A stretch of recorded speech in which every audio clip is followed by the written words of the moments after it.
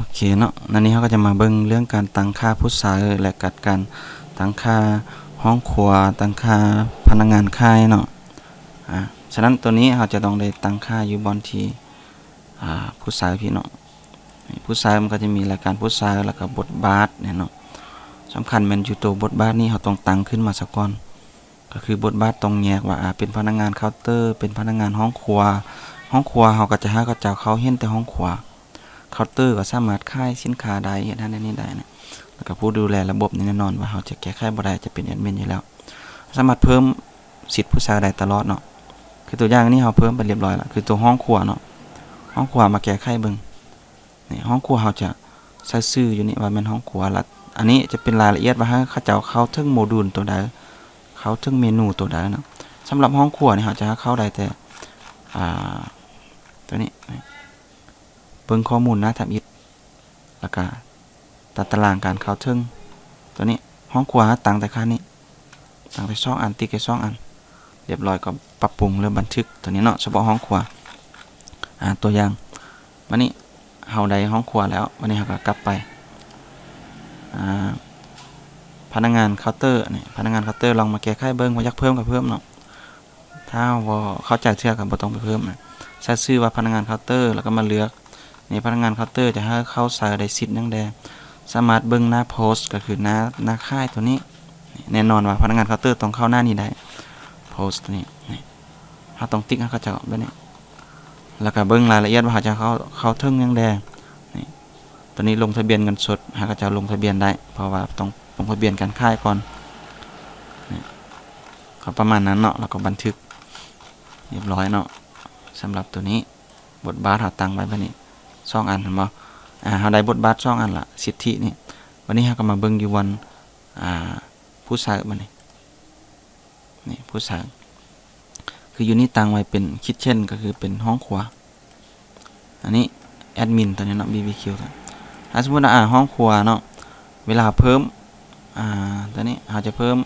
พนักงานมากเนาะเฮาก็มีแต่ใส่ชื่อตัวอย่างว่าห้องครัวอีกผู้นึงซะเนาะใส่ชื่อว่าห้องครัวนี่นามสกุลมีบ่ใส่ก็ได้อีเมลแน่นอนต้องใส่เนาะเอาไม่ยังก็ได้อีเมลครับkitchen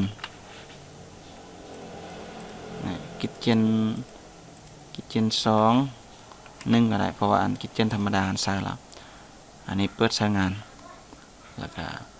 หาใส่เข้าสู่ระบบอันนี้ก็เป็นชื่อจะเข้าสู่ระบบเราก็ใส่เป็น kitchen kitchen 2 kitchen 1เนาะรหัสผ่านแอดมิน1 2 3 4เห็นบ่ยืนยันรหัสผ่านแอดมิน1 2 3 4ต้องโครงการตัวนี้บทบาทนี่คิทเช่นก็ต้องพนักงานห้องครัวก็ต้องเลือกเป็นห้องครัวถ้าเป็นเคาน์เตอร์ก็ต้องเลือกเป็นเคาน์เตอร์จะช่วยเลือกเป็นแอดมิน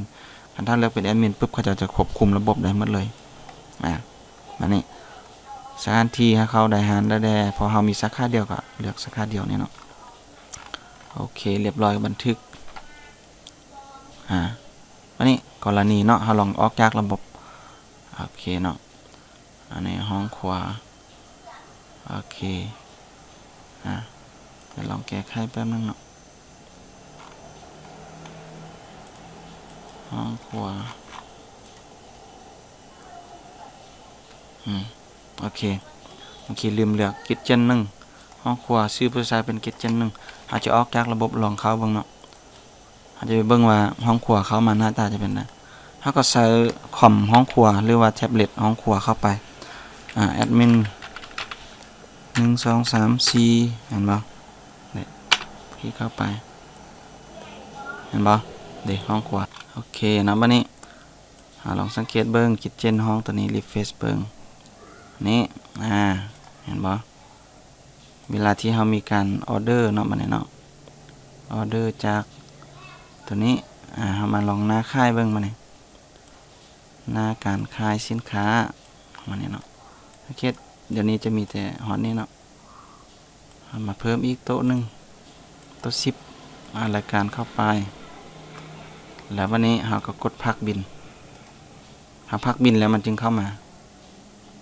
เรามาหน้านี้ลองรีเฟรชเบิ่ง นี่เห็นบ่เข้ามานี่ปึ๊บมาอยากเปลี่ยนภาษาก็เข้ามาเปลี่ยนก่อนอยู่บนห้องครัวแล้วโปรไฟล์นี่เข้ามาเรียบร้อยก็เลือกภาษาลาวกดอัปเดตอยู่ลุ่มพี่อัปเดตก็จะกลายเป็นภาษาลาวก็มาเบิ่งขวานี่สมมุติว่าเฮ็ดเครื่องหมายว่าปรุงแล้วกดตัวนี้อยากเบิ่งรายละเอียดว่าเขาสร้างจังได๋ก็กดตัวนี้นี่เขาสร้างอย่างมีแต่อันนี้กดปรุงแล้วตกลงมันก็จะหายไปถ้าได้เฮ็ดเรียบร้อยต้องได้กดโอเคคันถ้าบ่กดเวลาที่เขาเช็คบินมันก็จะหายเองอัตโนมัติเนาะบางทีมันบ่ขึ้นกับกดโหลดนี่โอเคเนาะบัดนี้จะมาเบิ่งสำหรับผู้ที่รับออเดอร์เนาะการรับออเดอร์อาจจะเป็นผู้อยู่เคาน์เตอร์ก็ได้หรืออาจจะเป็นผู้ที่มีแท็บเล็ตมือถือแม่งจังก็ใช้ได้เนาะแต่ว่าแนะนำเป็นแท็บเล็ตเพราะว่ามือถือมันจอน้อยมันอาจจะเห็นเมนูเบิ่งบ่เห็นอันนี้ตั้งเป็นผู้ใช้ที่มันจะเป็นพนักงานเคาน์เตอร์เนาะตั้งบทบาทไปแล้วบ่มันให้ก็มาเพิ่มผู้ใช้เนาะเพิ่มผู้ใช้แล้วก็ใส่ชื่อเนาะนามสกุลใส่ก็ใส่บ่ใส่ก็แล้วแล้วก็อีเมลอาจจะเป็นอันใดก็ได้@gmail.com ต้องได้ใส่ตัวนี้มันไม่คุ้นแล้วก็ให้ล็อกเข้าสู่ระบบได้ชื่อผู้ใช้ก็จะเป็นมันต้องมีหลายตัว5ตัวขึ้นมาบ่โอเครหัสผ่านก็อาจจะเป็นตัวอย่างแอดมิน1 2 3 4ตัวอย่างเนาะยืนยันแอดมิน1 2 3 4ใส่แล้วก็บทบาทถ้าเป็นเคาน์เตอร์สถานะต้องเลือกหารครบเนาะใส่กับหารถ้าบ่เลือกหารไปเข้าเนี่ยบ่ได้แล้วก็กดบันทึกสังเกตเบิ่งนี่ชื่อบทบาทพนักงานเคาน์เตอร์นี่โอเคเราลองออกจากระบบเนาะออกจากระบบวันนี้เราก็ให้พนักงานเราไปเข้าอยู่ในแท็บเล็ตหรือว่าคอมหน่วยอื่นเนาะหรือพนักงานเคาน์เตอร์ผู้ใดที่จะเข้าบอนได้ก็ได้เราก็ใส่คำว่าตามด้วยรหัสเนาะที่เราตั้งไปเมื่อกี้แอดมิน1 2 3 4เข้าสู่ระบบเห็นบ่นี่เขาก็จะให้เราเปิดจำนวนเงินก็คือถ้าว่าจำนวนเงินทอนเรานะมีเท่าใดเขาก็ใส่เนาะเพราะพนักงานเคาน์เตอร์ต้องมีเงินทอนอยู่แล้วมันนะหรือเป็นพนักงานค่ายทั่วไปถ้ามีเท่าใดก็ใส่บ่มีก็ใส่0ก็ใส่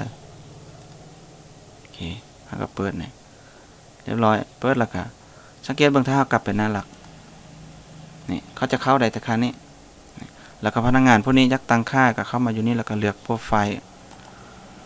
แล้วก็เลือกเป็นภาษาลาวเราต้องเลือกเป็นภาษาของเราก่อนบัญชีลาวเนาะต้องตั้งเองถึงเป็นภาษาลาวพนักงานเคาน์เตอร์ก็จะสามารถเข้าบอนค่ายแล้วก็ห้องครัวได้อันนี้ก็เข้ามาหน้าค่ายเข้ามาค่ายก็เลือกโต๊ะก็ยิงค่ายแล้วก็กดพักบินนี่พนักงานก็ค่ายได้อันนี้เนาะตัวช่องพักบินอยู่นะครับก็จะเห็นเนี่ยเพราะว่าแอดมินก็มีการค่ายเมื่อกี้ก็แล้วก็สามารถเข้ามาค่ายได้โอเคเนาะอันนี้เป็นพนักงานค่าย